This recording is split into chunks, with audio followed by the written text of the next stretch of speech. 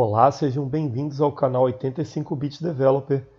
Eu sou o professor Celso Araújo Fonte e essa é a nossa 7ª aula do curso de PHP completo. E esta é a terceira parte da nossa aula de orientação a objetos com PHP. Na aula de hoje começaremos com classe anônima. Bem, o que é o recurso da classe anônima? A classe anônima permite que o programador ele seja capaz de criar uma classe em tempo de execução para algum propósito rápido e único, ou que, em algo mais elaborado, possa envolver algum tipo de encapsulamento e não seja interessante que o controle das novas instâncias dessa classe sejam de livre acesso a qualquer lugar e a qualquer momento do seu programa. Pois bem, nesse exemplo aqui, nós estamos atribuindo a variável pessoa um new numa classe sem nome, e abrindo o escopo dela, nós colocamos os atributos de maneira similar ao que utilizamos na primeira aula de orientação a objeto, mas dessa vez uma classe sem nome. Já podemos definir valores default e inclusive um método. Vendo aqui, public function getNome. Bem, qual a consequência disso? Vamos levar ele para PHP. Observem aqui que nós temos um comportamento, uma escrita de código que seria muito similar a criar uma classe pessoa. Entretanto, dessa vez, toda a definição da classe será atribuída a uma variável chamada pessoa. O que acontece? A priori, por utilizarmos o operador new, isso já nos permite acessar essa instância inicial. Por isso que nós optamos por colocar valores, para que coisas como essa aqui sejam possíveis. $pessoa get nome. Tá lá, Maria maiúsculo, Nós fizemos uma pequena modificação aqui no get. Pois bem, não apenas eu posso já ter a minha própria instância dessa classe anônima, que a gente poderia chamar de classe pessoa, mas a priori ela não tem nome nenhum. Eu também posso criar uma nova instância utilizando essa definição dessa classe anônima. Observem aqui que esse pessoa já tem nome Maria e CPF 754. Mas se eu utilizar a sintaxe new em cima do nome da variável, e aqui está o método construtor padrão, que eu não passei nenhum, mas eu poderia ter criado um construct aqui dentro, eu posso criar uma nova instância. Eu posso chegar aqui, P2 é igual a new $pessoa, atribuir um outro nome para P2, José, e colocar para imprimir o nome dele, maiúsculo. Observem aqui, Maria e José,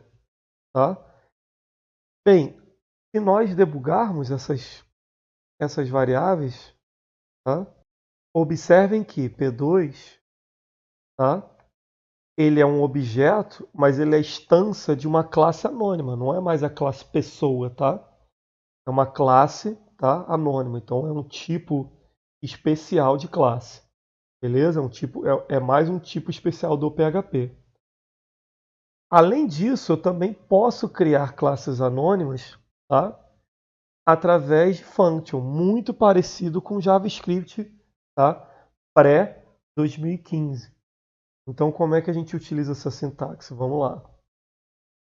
Bem, eu posso colocar no retorno de uma função um new class, que vai me retornar uma classe e, ao mesmo tempo, uma instância de uma classe anônima. Então, eu posso simplesmente aqui agora colocar pessoa1 é igual a pessoa O. A partir desse momento, eu já tenho uma instância dessa classe anônima. Nesse contexto, seria uma instância de pessoa. Beleza? Tá lá, Maria, CPF 754. Daqui a pouco nós vamos ver uma utilidade um pouco mais interessante da questão de classe anônima quando nós estivermos utilizando composição, beleza? Vamos lá. Bem, nos exemplos que nós fizemos até agora com orientação objeto, normalmente as classes estavam sem nenhum tipo de relação de uma classe com outra classe.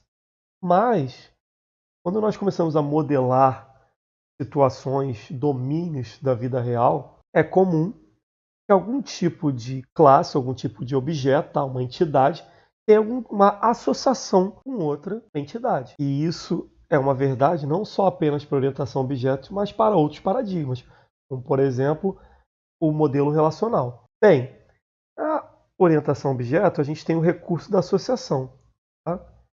Que, na sua forma mais simples, ela é representada através de uma linha, que, no caso de uma linha que tiver uma ponta de seta, tá, em alguma de suas extremidades, isso significa que essa relação ela é em uma direção só.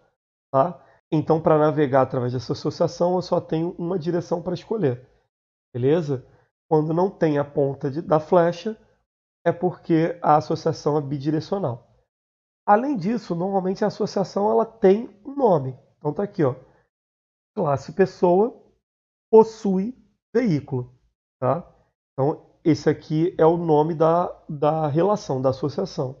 Também, tá, nós representamos a quantidade em que uma classe pode se relacionar com a outra através da cardinalidade. Então, aqui é sempre mínimo até máximo. Nesse exemplo, uma pessoa, nesse nosso exemplo, tá?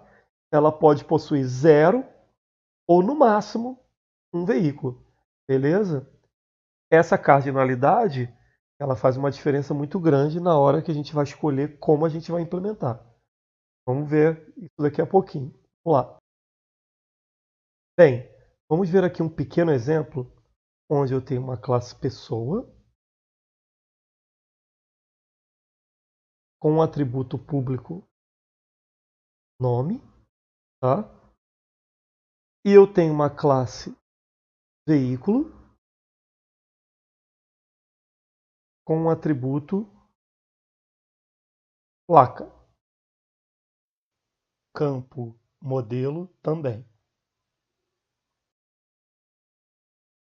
Pois bem, para que eu possa representar esse relacionamento, tá? Onde ele é no mínimo 0, no máximo 1, eu preciso utilizar o recurso de criar mais um atributo, tá? Então, pessoa possui veículo. Eu poderia até colocar o nome desse atributo de possui, mas vamos colocar veículo. É uma boa prática ser o nome da outra classe, tá? E através desse atributo, eu vou permitir que um objeto possa fazer referência ao outro e assim criar um vínculo entre eles, tá? Por enquanto, de uma maneira bem simplista, sem encapsulamento nem nada. Beleza? Vamos lá. Então, vou criar primeiro, tá, a pessoa 1. E o pessoa, atribuir ela um nome, Maria da Silva. Beleza? Por enquanto está aqui o pessoa sem relacionamento nenhum com o veículo. Vou criar agora um veículo. V1 igual a new veículo. Beleza? Veículo 1, tá? Tem a placa ABC 123. Eu vou utilizar agora este atributo para fazer o relacionamento entre os dois. Vamos lá. Vou pegar aqui pessoa 1, ponto, veículo, recebe V1. Beleza? Com isso aqui, eu acabei de fazer memória, tá? Com que o atributo veículo seja uma referência para esse veículo aqui, tá? Que tem a placa ABC123. Então, se nós fôssemos rapidamente imprimir na tela qual é a placa do carro da Maria, poderíamos fazer isso sem problema. Eco, a pessoa tá? P1, nome, tem o carro com a placa, pessoa 1, veículo, placa. Beleza? Vamos rodar aqui. Tá lá. A pessoa Maria da Silva tem o carro com a placa 123, ABC 123. Perceberam?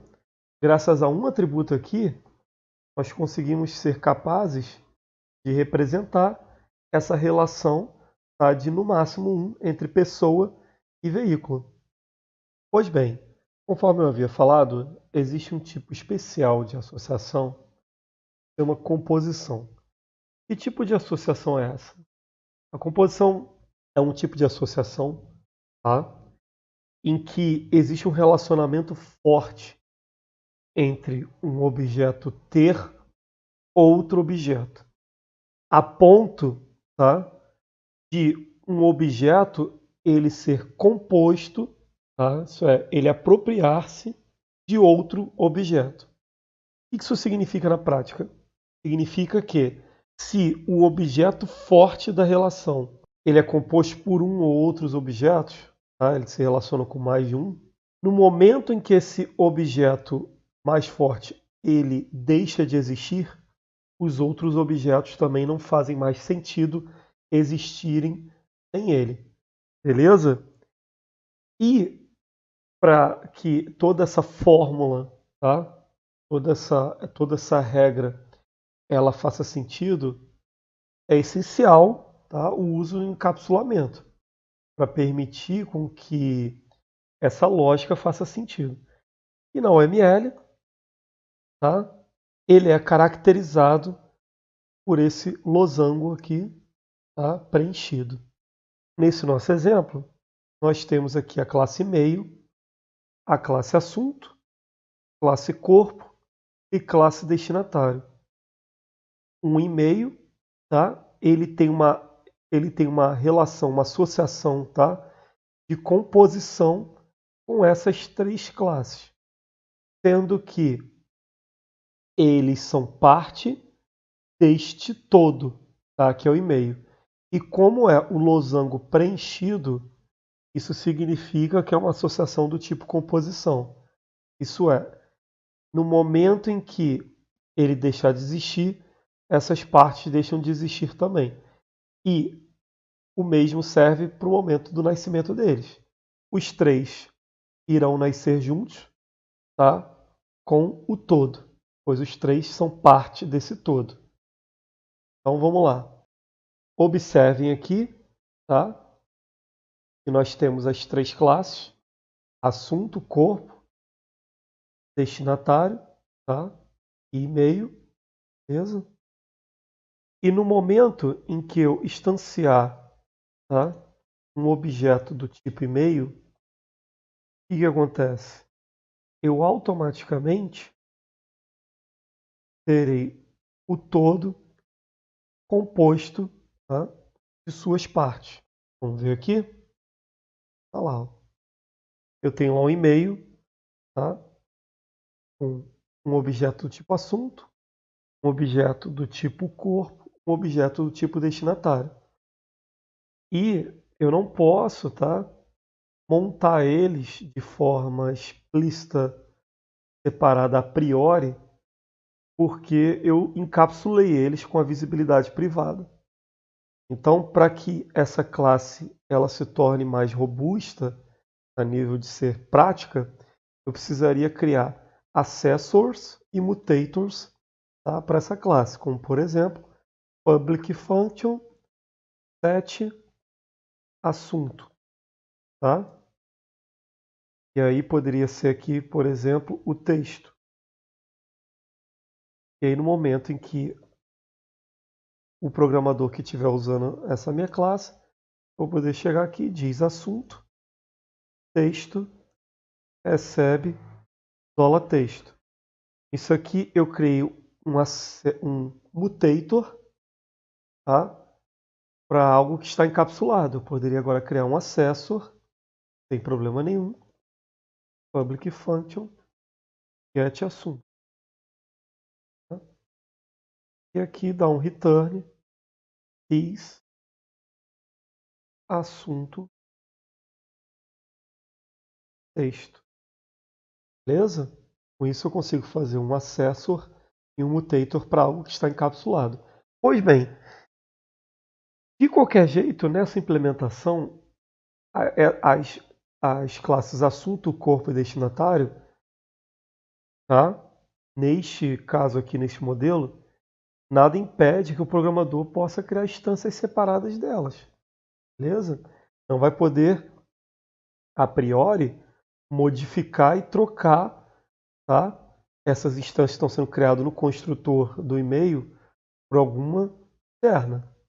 Tá? Então, assim, seria uma tentativa um pouco frustrada. Mas se nós quisermos aumentar ainda mais esse nível de encapsulamento, podemos utilizar o recurso do início da aula, que é utilizar classes anônimas. Então, o que acontece?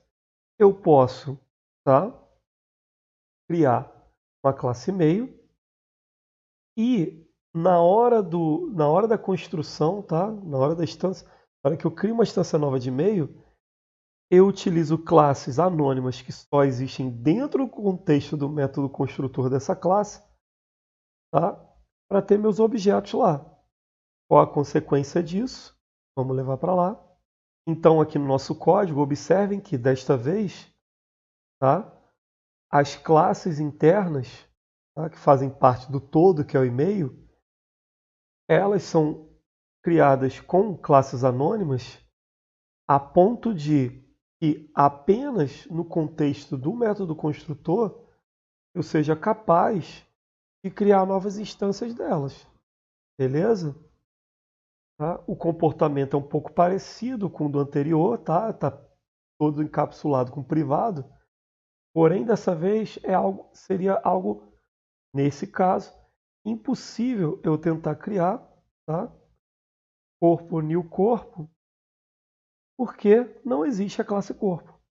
Beleza? A classe corpo é uma classe anônima que só existe aqui dentro do método construtor. Tá? Então aqui eu encapsulei mais ainda. Essas classes, esse diagrama, tá? Que faz associação de composição, elas agora só existem dentro do todo. Beleza? Pois bem, eu tenho um contraponto da composição, que é a associação por agregação. O que é associação por agregação? Similar à composição, tá? Existe um relacionamento todo e parte, porém, dessa vez é um relacionamento fraco. Tá? Por quê? Você pode ter a parte, ela tendo, por assim dizer, tá, sua vida própria. O que isso quer dizer?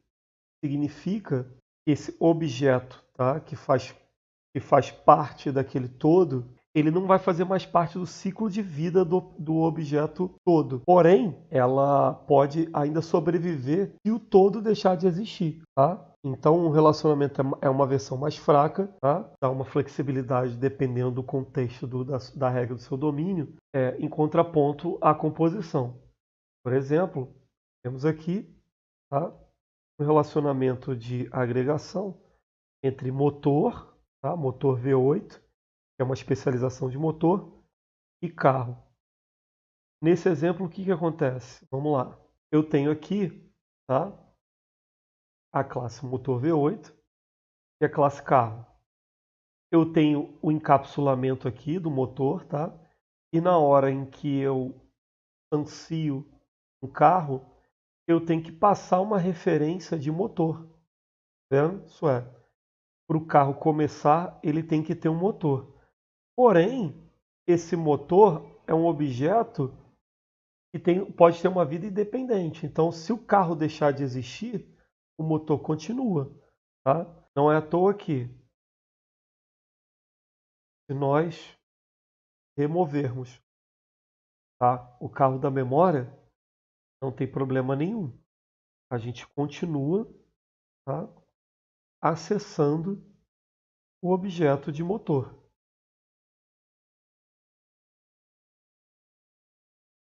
Aqui, ó.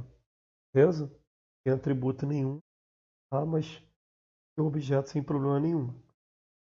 Pois bem, também é muito comum uma associação ela possa ser representada por mais de um objeto. Isso é, eu tenho um tipo de relação onde é um para muitos. Nesse caso aqui do nosso diagrama, eu tenho a classe editora, tá? Tem os atributos nome, website, e ela tem uma relação onde ela tem pelo menos um e no máximo infinitos livros, tá? Então eu tenho uma relação um para muitos. Uma editora pode ter um ou vários livros, beleza? Bem, nesse caso, nós vamos precisar mais do que simplesmente um novo atributo dentro da classe na hora de implementar com o PHP. Nós vamos precisar de uma coleção que possa intermediar, tá, essa relação do um para muito. Então, vamos ver como é que ficaria esse código. Eu tenho a classe editora, tá? Pode ter um atributo public nome e um outro, tá? Website. Beleza? Agora eu tenho uma segunda classe chamada livro. Eu posso ter aqui public título, public edição. Beleza? Pois bem, por enquanto eu tenho as duas classes aqui sem relacionamento nenhum. No nosso diagrama, tá? É uma associação unidirecional entre editora tem um ou mais livros. Por ter mais de um atributo não seria o suficiente, porque eu só guardaria referência de um objeto. Agora eu preciso de guardar uma coleção de referências para objetos de livro. A partir desse momento, o que eu vou fazer? Tá? Vou criar aqui um atributo novo, tá? Public publicações. Porém, esse atributo eu vou guardar o quê? Um array, tá? Uma coleção. Com isso, tá? Dessa maneira, por enquanto, simplista, sem nenhum tipo de encapsulamento, eu poderia fazer da seguinte maneira. Criar aqui minha editora, tá? Colocar aqui um atributo para ela.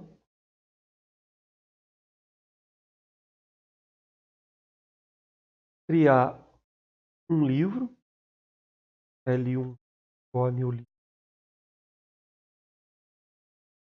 Criar, colocar aqui um atributo para ele. Criar um segundo livro.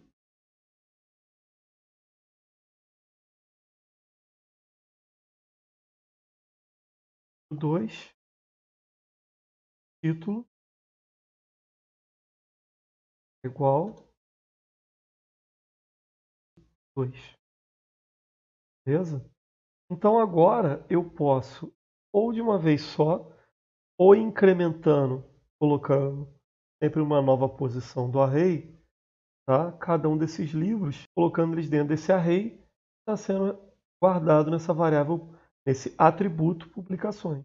Posso chegar aqui e colocar editora, publicações, coloca dentro, editora, publicações, coloca dentro, 2. Pois bem, posso chegar aqui, for each, editora, publicações, já que é uma coleção, as livro, e pedir para imprimir os livros dessa editora aqui. No caso, essa editora que eu criei aqui. Vamos lá. Livro, título, colocar uma quebra de linha, comando. Vamos lá ver. Aqui, ó. Livro 1 e livro 2. Beleza? uma pseudo-representação disso na memória, tá? Seria isso aqui, ó. A editora, tá? O atributo publicações, ele mantém um array. Na primeira posição do array, um livro. Na segunda posição, tá? Uma referência para o segundo livro. Beleza? Bem, muitas vezes, quando temos uma associação entre duas classes, tá? E essa associação, ela possui multiplicidade, tá? Cardinalidade um ou mais. E precisamos de algum metadado, tá? Que possa explicitar melhor essa associação entre as duas classes. E num contexto, tá? De uma associação desse tipo, onde eu tenho a classe de um lado, a classe de outro lado, e onde eu possa ter a relação entre elas mais uma vez, e cada vez que essa associação acontece, ela tem algum metadado que diferencia uma associação da outra entre os mesmos objetos, tá? Faz-se necessário que esse metadado ele ganhe vida e passe a pertencer a uma nova entidade. Essa entidade será chamada, tá, de classe associativa. Pois bem, não confunda ele com tabela associativa. No modelo relacional, tá, usado em bancos de dados relacionais, o que acontece? Para representar o muitos para muitos, você sempre vai precisar da tabela associativa, né? Porque você não pode ter a priori, né, uma célula só guardando um array de chaves estrangeiras. Então você sempre vai precisar de uma tabela associativa. Na orientação objeto, você não necessariamente precisa de uma classe associativa para representar um muitos para muitos. Bastaria, tá, você ter um array de um lado, um array do outro, e você resolve esse problema.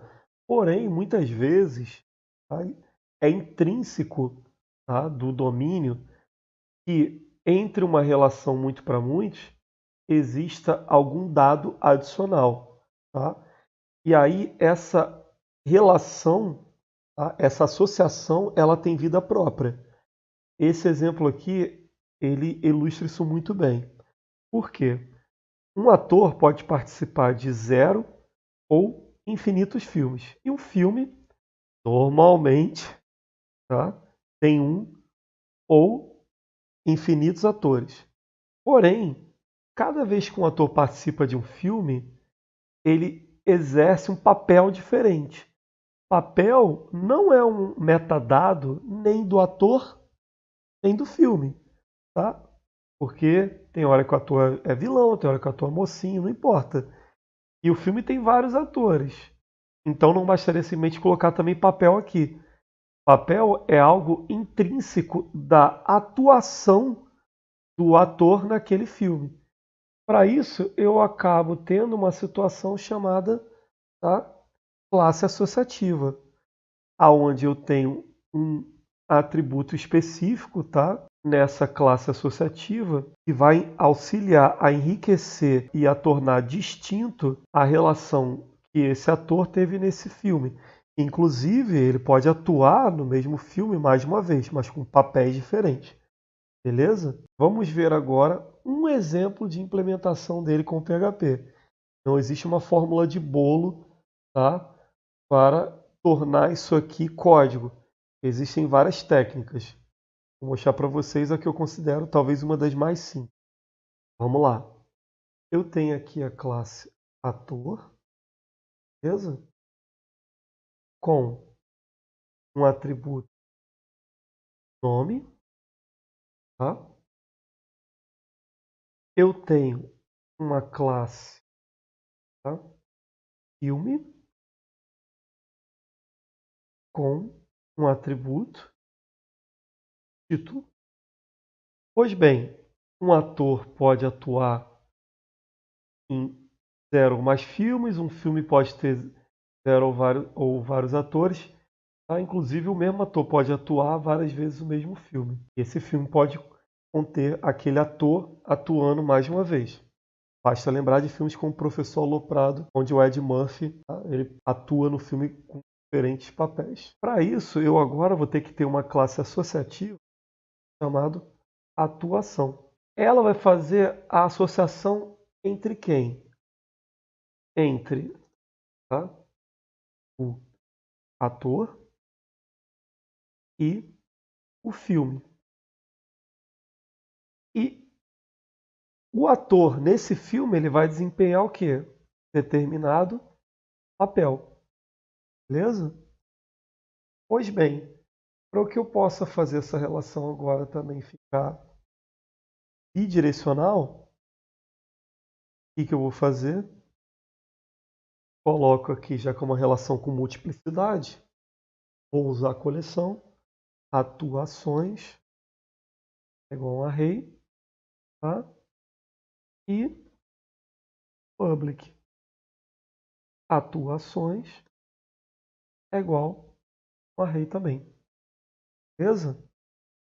Bem, eu vou precisar enriquecer o método construtor, tá, da classe atuação, para que no momento em que a atuação, tá, uma instância de atuação venha a ser criada, eu possa garantir a lógica da minha classe associativa. Então vou pedir que aqui eu receba uma instância de ator, tá? Uma instância de filme e seja informado qual o papel que ele desempenhou. Aqui vai ser uma stringzinha mesmo, beleza? Pois bem, vou setar os valores, tá? Ator, o ator, filme, o filme,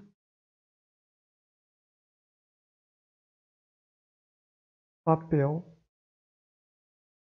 igual a papel, beleza? Pois bem, como eu posso agora começar a criar meus objetos? Vamos lá. Vou criar aqui meu primeiro ator, tá? Ator 1 é igual a new ator. Ator, o nome, José, beleza? Vou criar aqui uma atriz, tá? O new ator, atriz, nome ou Maria. Vou criar agora um filme, tá? Filme 1 é igual a new filme. Filme, título, exemplo de filme. Agora vou criar associação entre eles. Filme 1, atuações, tá?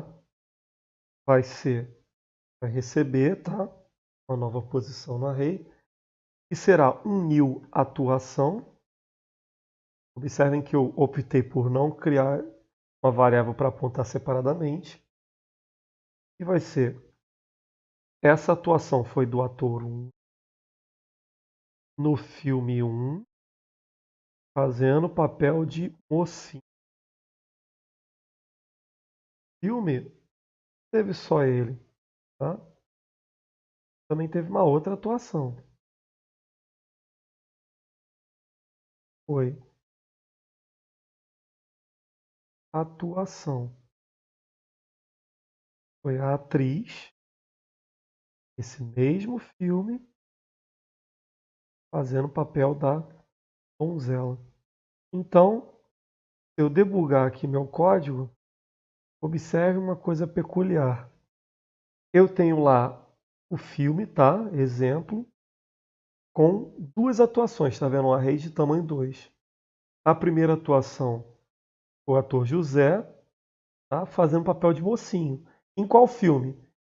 Recursion. O que está acontecendo aqui? Ele está fazendo uma recursão entre ele e ele mesmo, isso é, um efeito de recursividade. Por quê? Porque ele está fazendo referência para esse objeto que ele mesmo começou a depurar. Tá? Isso fica num ciclo infinito. Porque que filme que o José atuou? O filme, exemplo do filme. E teve o José atuando com o exemplo do filme. Por aí vai, fica esse ciclo infinito. Mesma coisa aqui para Maria. Beleza? Então, se eu quisesse, por exemplo, imprimir o nome dos atores, seus respectivos papéis, vou chegar aqui, Orit, tá? Filme 1. Atuações. S, tá? Atuação. Beleza? E poderia chegar aqui, ó. Eco, atuação. O que a atuação tem? A atuação tem o ator, o filme e o papel, né? O ator sei que é uma instância, então poderia ser ator, nome, tá? Fez o papel de, vou colocar aqui um espaço para não colar. O papel é um atributo de quem? Da própria atuação, né? Daquele ator. Papel, beleza? Aqui sem problema nenhum. A gente colocar aqui para imprimir. Tá lá, ó. José fez o papel de mocinho, Maria fez o papel de donzela. Beleza? Bem, na próxima aula, tá, começaremos mostrando o recurso de autoload, que é muito prático quando a gente tem mais de uma classe no nosso código. A gente quer começar a organizar as nossas classes em arquivos separados. Reflection e mais alguns recursos da orientação ao objeto no PHP. Um abraço, mais uma vez obrigado por assistirem o vídeo do nosso canal. Fiquem até a próxima.